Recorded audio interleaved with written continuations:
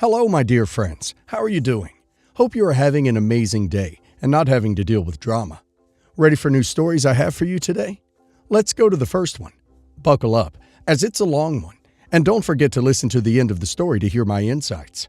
Enjoy the stories, guys, and please like and subscribe. And of course, don't forget to leave a comment.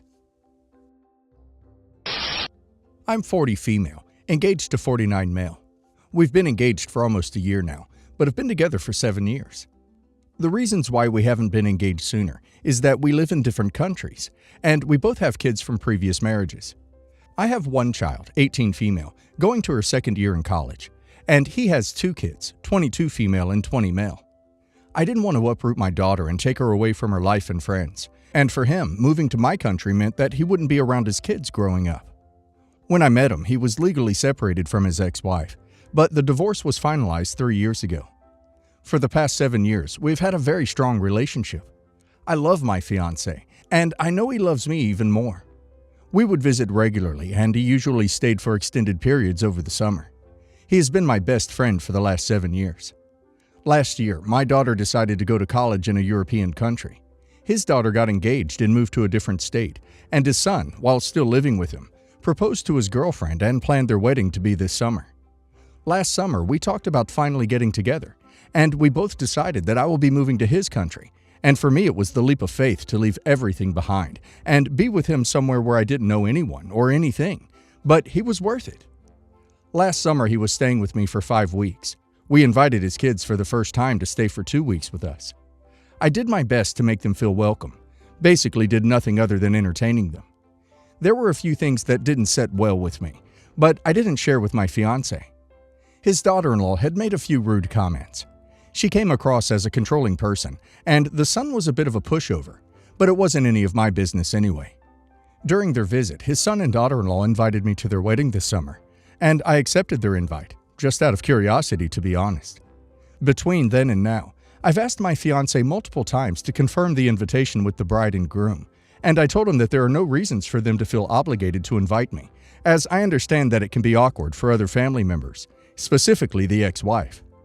For the time of the wedding, I flew to meet my fiance. The wedding was in the bride's home state, so we booked a hotel near the venue. On the day of the wedding, I was so nervous about the reception, showing up to an event where I know no one other than my fiance's close friend. I understood that my fiance, as the father of the groom, will have responsibilities that would probably keep him busy. After the ceremony, we went to the reception. I was seated on the same table as my fiance's friend. I haven't left the table, as it was discussed beforehand between myself and my fiance that any introductions to the extended family will be arranged after the wedding as a separate occasion. It had started to catch my attention that my fiance was having a conversation with his ex-wife on the side. Then his son and daughter-in-law joined the conversation for a couple of minutes before returning to their table.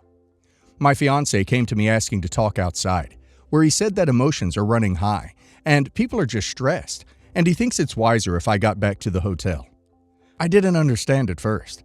I even asked why he decided that we should leave this early, and he said that his friend is driving me back, and he will follow after a while. And that's when I actually realized I was being asked to leave. He said that the bride thinks my presence is taking a lot of attention, and his ex-wife, who knew I was invited, suddenly felt she can't handle me attending her son's wedding. I asked what did I do wrong? I haven't even left the table where I was seated. I wasn't arguing with him wanting to stay at the wedding, because at this point, there was nothing that would make me go back inside. I just wanted to understand. My fiance was actually in tears at this point, asking me to understand the difficult situation he is in, and I told him to go back inside, as I was disgusted looking at him. His friend came out, asked my fiance to go back inside, and he took me to the hotel, where I asked him to wait in the lobby for me, as I was packing my things to move to a different hotel. After the wedding, my fiance called me, and I agreed to meet him just to tell him that we were done, and I'm going back home the next day. He was very emotional, asking me to stay and to try to work things out, but I was so angry for being humiliated and for him not standing up for me. I did leave the next day, and it was the most miserable flight I have ever taken. A few days later, my fiance was at my door. I let him in, and we did talk. He begged me for another chance, saying he would do anything. I was still angry, but I had it in me to tell him that I will think about it. The next morning, I sat him down and told him that I was willing to give our relationship another chance, but I have certain conditions, and he immediately said he would do anything. My first condition was that he will be the one moving to my country, and that his son and daughter-in-law will never be welcome in my home again. He can contact them and visit as much as he wants, but not in my home or in my presence. He told me he was expecting my first condition, but the second one seems very cruel, and he is heartbroken that I want to punish him in such a way, and I should be more forgiving towards the kids, as they are just so young. I'm not trying to punish him. I'm just refusing to have anything to do with people that will deliberately insult me while I've been nothing but respectful and accommodating to them. Not the a-hole. You've been together 7 years, and people are having that visceral of a reaction to you being at the wedding? That makes no sense. Are you sure he was already separated when you started your relationship? Also, how is it punishing him for not wanting them in your home or around you? It sounds like they don't want that anyway. Your fiance needs to do some serious mediation and boundary setting if he ever wants you all to be amicable. Maybe it would be different if the daughter-in-law and son reached out and apologized to you, but it sounds like they haven't. What exactly is he thinking is going to happen at your wedding? More drama? Your fiancé is the a-hole. He did not defend you or tell his son, daughter-in-law, and ex that you are staying as you are with him. If he didn't confirm the invite with the couple, that's on him. But asking you to leave?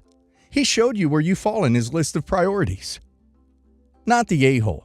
He invited you to the wedding, but didn't stand up for you and asked you to leave. I wouldn't take him back. Also, how is the second condition cruel? He could still see and have contact with his son and daughter-in-law. They just aren't allowed around you or your house. Edit. Okay, living on the other side of the hemisphere. Woke up to find so many replies, I tried to read as much as I can, and I think to clear some details that had been mentioned a lot. First of all, although I'm not in a good place with my fiancé now, I don't think he is that horrible person everyone is making him out to be. The support feels good, though. One of the things that we bonded over for all of these years is our unconditional love for our kids. I was widowed when my daughter was 6 years old, and she has been my #1 priority ever since. And that was one of the reasons he was doing most of the traveling to see us. I know for a fact that he was not cheating or keeping me as a mistress. He was so open about our relationship, even posting about us on his social media. The reason to why the divorce was delayed for years, even after separation, was, to my understanding, had to do with keeping the ex-wife on his medical insurance, as she was having a series of surgical procedures. I didn't get to meet extended family before, as they didn't all live in the same state, and traveling to see cousins or distant relatives wasn't a priority to us, with the already limited time that we had together. There was one smart observation in the replies that I have read, and maybe it was an important detail to explain why I stood out in the wedding. I'm of a different ethnicity than most, if not all of the people that were in the wedding. The ex-wife, the son, and the daughter-in-law are very religious, and I'm not even Christian, and I know they had a problem with my fiancé marrying non-Christian. Around 10 years ago, my 26 female, dad, 65 male, cheated on my mom, 61 female, while he was out of the country. He got married without my mom, his wife at the time, knowing, and sprung it on her and his whole family of 9 children. It was heartbreaking because it was definitely a part of a midlife crisis where he was telling us his wife and his children weren't enough, and he'd always want more. Okay, if that's your vibe. I was around 15 then, and now I'm 26. After what my father said, I truly never took it to heart. After reassuring my mother and caring for her later on, with her encouragement, I began a relationship with my father again. We've maintained a happy relationship and we're close, but he's moved his wife into the same country as us. I don't have anything against her, to be honest, but I would just like to not associate with her. The reason for this isn't malicious. My mom is sensitive to me seeing her and she asked me not to. I personally also don't want a relationship with her or to see her because why should I? My dad has turned to me only 2 months before my wedding to tell me he's disowning me if I don't go to his house and pay him respect. Basically, accept his wife.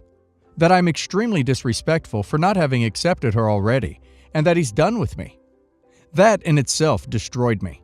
But to go a step further, he promised to help me pay for my wedding months ago, and it seems a little strategic that he's going to disown me before the last half of the wedding needs to be paid off, when he knew I haven't prepared the funds to cover it myself.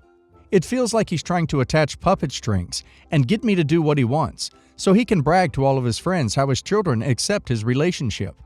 Should I go to his house and kiss the ring, or should I pull the wedding altogether? I don't know what your pride levels are, but I would probably cancel the wedding and cut off my father. However, if you are a bigger person and less prideful than me, maybe you should kiss the ring. However, I'd be worried he's trying to back out of paying and will find another reason not to pay even after you humiliate yourself. Tough one. You could kiss the ring, get your wedding paid for, and unkiss the ring, and then uninvite him to the wedding. Or you can elope and avoid him having control over your wedding to force you to accept his wife. You will also be forced to invite her to your wedding if he's paying. So I would lean towards elopement. If your dad is trying to get out of paying for your wedding, which is exactly what it sounds like, no matter how well you go over there and grovel, he's going to keep finding things that are disrespectful, that need to be corrected, or else he'll disown you, and eventually, he'll find a line you won't cross and decide not to pay after you've already done all that BS for him. Just because he owes you doesn't mean he'll ever actually pay up. But I would tell anyone who asks exactly why your wedding isn't proceeding as planned. You might be surprised how much help shows up when your family hears that your dad backed out of paying on extremely short notice. It's not the wedding that matters. It's the marriage itself to the person you love. Edit. Some questions to answer. How are they legally married? Firstly, my dad married his most recent wife in a religious ceremony that isn't recognized as a legal marriage in the UK. Therefore, he was allowed to have 2 wives at the same time. Under UK law, his wife is more like a live-in girlfriend. Yes, she knew my dad was married with 9 children. No, she didn't care. To this day, she says that she's going to knock my mom out on sight because my dad's family still love my mom even after the divorce. Why did I accept the money? When my dad left, he didn't only leave us as a father. He left us with over £10,000 of debt, as well as not paying child support over the past 10 years. He used the family business that my brothers and mom all invested in and spent any money made on his new wife, never making a single attempt to pay any of us back. I myself have contributed to the debt he left us and have spent almost 9 years paying it back for him. When he offered the money, £5,000, my mom convinced me to take it because she said it was a fraction of the amount he owes our family. My siblings said the same. People in the comments are saying that I was wrong to not expect strings attached to this deal and brought this on myself. But now you can see the entire picture. It'll help you see what we've been dealing with. I've, male 30, been married to my wife Leslie for about a year, a couple for 3. We got a quickie wedding at a courthouse in the middle of the pandemic for health insurance reasons, but we were both truly ecstatic about getting married and are planning to have a huge ceremony next year. I had a very unhealthy relationship before Leslie, so I was very hesitant in our relationship at first. But Leslie is the kindest person I've ever met, selfless, caring, a beautiful soul in a beautiful body, and we make each other so much better. I could not have asked for a better partner. Leslie is close with her family, but not with her sister Maria, 33. Leslie always told me that the age gap didn't help, but that mostly Maria treated her horribly throughout their childhood. She was apparently always appointed as Leslie's babysitter and used those occasions to tease Leslie however she could. Once destroying a Barbie Leslie loved, destroying something of hers, Maria's, and then crying to her parents about how horrible Leslie had been, picking on her about her weight, stealing Leslie's friends, and messing with her social life however she could, like posting old embarrassing pictures, etc. Personally, I've met Maria several times in the last 4 years, and she was always very kind and loving towards everyone, Leslie included. She'd always make sure to drive those of us home who drunk too much, offered us our vacation home, a beautiful beach property in Europe, for our honeymoon, etc. She genuinely wasn't unlike Leslie herself, honestly. I gotta be honest, in all those interactions, it was always Leslie who'd come off cold and hostile towards her sister, while Maria was nothing but sweet to her back. Thing is, Leslie was summoned to her parents' house a few months ago, and when she came back, she was in the worst mood I have ever seen her in. When I asked, she told me her family had pulled an intervention on her, trying to force her to make up with Maria. She refused and left, and we got calls from her parents several times a day for weeks after that. She'd always tell me to ignore them. This weekend I took a road trip with 2 of my buddies to go hiking, for the first time in forever. And who do we run into at the top of the trail? Leslie's parents. The interaction was extremely tense, but after a few strange looks, I think they realized that I had no idea why they were being so cold towards me. Leslie's mother then told me, through tears, that Leslie, without telling me, had been refusing for months to undergo the tests to see if she'd be a compatible liver donor for her sister, and that Maria died 2 weeks ago. I was and still am shaken to the bone. I had no idea what to say to Leslie's parents. I felt so embarrassed, so horrified, and I think they could tell. And now here I am. I have no idea how to process this. I understand Maria treated Leslie horribly in their childhood. Maybe I got a wrong picture from my wife, but the things she told me sounded like petty sibling squabbles, nothing unlike what my siblings and I did to each other. We have a completely open relationship, so I don't think she's been hiding anything major there. But on the other hand, she didn't tell me her sister had died. Thinking about it now, so many things make much more sense. But what I'm grappling with the most is that while I trust and believe her, and I'm on her side always, I'm not sure how I can forgive her for this, for abandoning her own sister in a time of need. I knew her sister. Whatever Maria did in her past, she was not that person anymore, and I don't think she deserved to die. When I confronted Leslie about it, she cried, but she said she didn't owe Maria anything. I don't know what to do now. Even if they were the best of friends, organ donation is a big deal, and no one should be forced into it. This is the whole plot of My Sister's Keeper. I'm a nurse, and I've seen people die of liver failure, and it's terrible. I've also seen people get the liver transplant and have terrible complications and still die. I don't know if I could give part of my liver to someone, and no one should expect an organ from family. Organ donation is a gift, and demanding a gift is not acceptable. This is a very complicated situation, and I suggest you and your wife seek counseling to work through it. I need to know why you think you knew Maria better than your wife did. Aggressors aren't aggressive 100% of the time. That's how they get away with it. Your wife had a bad relationship with her sister, and you clearly don't believe that, given you saying her sister was always nice to you. No wonder she didn't want to tell you Maria died. She knew you'd react like this. She also knew you'd probably pressure her into getting tested as a donor, which, as everyone else is saying, doesn't guarantee that would have saved Maria anyway, and be a risky, invasive surgery to boot. Why are your feelings about Maria more important than your wife's? Why do you not believe her? Why can't you respect the fact that your wife truly didn't owe her anything? Your wife didn't let her sister die. She does not exist to be an organ donor. Her worst sin here is lying to you about it. But honestly, I can't even be mad at her about that because your post indicates that you would not respect her choice about it and push her into it. But family is not a reasonable excuse here. If someone treats you poorly, you are not obliged to help them in their time of need. Have been married for 14 years and have 2 kids, 10 and 13. We live in Scandinavia in a very small village miles from anywhere. We have a very small circle of friends, but it's limited interactions due to nature of Scandinavians, and I don't speak the language that well. My wife does. We're both English.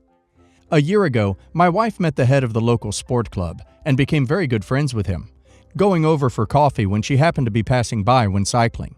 He lives 5 minutes from us, single and quite a fit bloke. Going round to his while our son's football training was on, and then started running with him, up to 3 miles a week. I spoke to her about my concerns shortly after this started, as she has never spent much time with me. I have always been the one to suggest doing stuff together, but she said I was being stupid and depressed. I have a bit of history with depression. A few months after this started, I called her, from my work, when I knew she was in town shopping to get some other bits. She didn't answer, but then eventually picked up. She sounded very cagey, and there was no background noise. She said she was in town, but was obviously lying. So I checked the family Where's My iPhone account, and she was at his house. I told her I knew where she was and went home, where we had a row. She denied she lied and was more angry at me checking up on her. Eventually, she agreed to not lie to me again. I've caught her lying before, and we moved on. But the time she spent with him continued, and to the extent that they were going to the local lake together with our kids. She also started volunteering at the sports center he runs, and was often there alone with him until up to midnight. Obviously, I spoke to her about my concerns, but she just fobbed them off and said she wasn't doing anything wrong. There were some other notable instances of trouble when I found out she's planning to go back to the UK with him to do a fitness race. Stayed out with him at their hall on our wedding anniversary evening when we'd planned a meal, and constant text until late at night and first thing in the morning. There's also been a couple of occasions when we've wrote about the two of them and she's then invited him over for coffee. Also, on my last birthday during dinner, she was texting someone at the table with her screen showing to all of us, and I asked who she was texting. We have a no phones rule at mealtimes, and lied about texting him. I was furious that she'd lied in front of the kids as they saw who she was texting to. She's so happy when they're together, and she's shown me photos of them when they go out running, cycling, and walking. They have every Friday morning together. I'd love for her to talk to me and look at me the way she does to him. She's also quite huggy with him, not so much with me. I don't think anything physical has happened, but it's the massive imbalance of time she spends with him or me that really has made me think of divorce ultimately. To compound this, I do all the housework and cooking while she's out with him. It's often at weekends too at the hall due to sports. I've occasionally joined them doing their personal sports and helped at the hall with events and things. But it's really awkward and I feel like a third wheel. We've been doing online counseling which has helped a bit, but from the things she said to me, it's clear she wants to live her life, not our life together. She doesn't want a divorce, but just wants things to carry on with her spending most of her quality time with him and me carrying on looking after the kids and housework while she's out. This is no quality of life, except for the kids of course, but they're growing up and doing their own thing more and more, and also compounded by me not having really any friends of my own here. Our friends are really her friends, to be honest. Obviously, this is my side of things, and I have had some bad life experiences which has destroyed almost all my trust and faith in people, something about which I've discussed at counseling. Am I being an overreactive idiot here, or have we already parted ways and should think about divorce? I've never been violent towards her, buy her presents, flowers, do way more than my share of housework, etc. Have never lied to her. There's nobody I can talk to about this, and am physically ill with this and work stress. She doesn't want a divorce because she has a nanny, you, to keep the kids and clean, cook while she's having her fun. You are acting more like a doormat and she's sweeping her feet on your back because you let her. Why would she stop if she gets all the fun?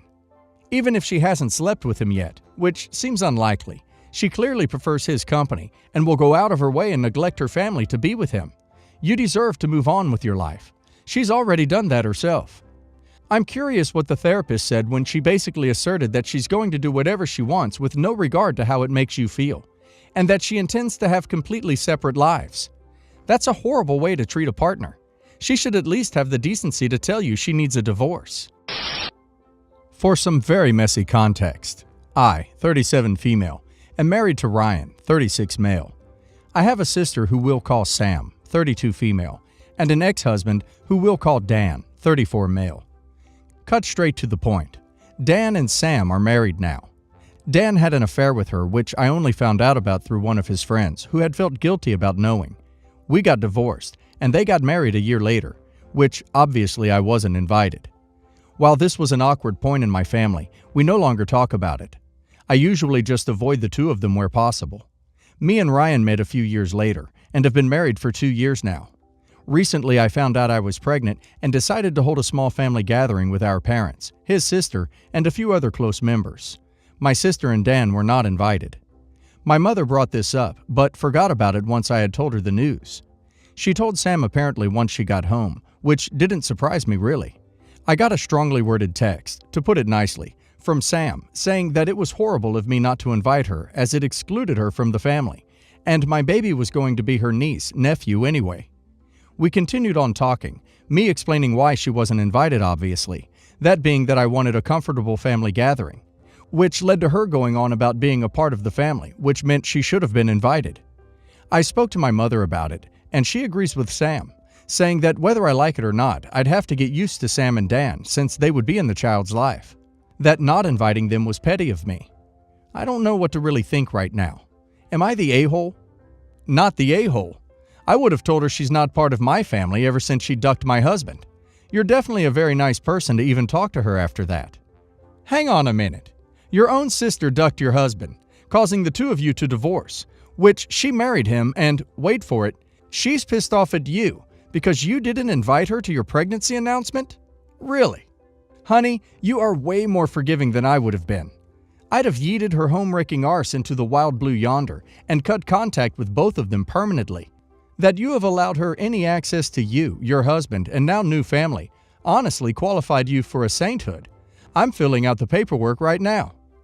Not the a-hole at all. She can just put up with being included in whatever small part of your life you choose to, and anyone else can pull their heads in and mind their own business.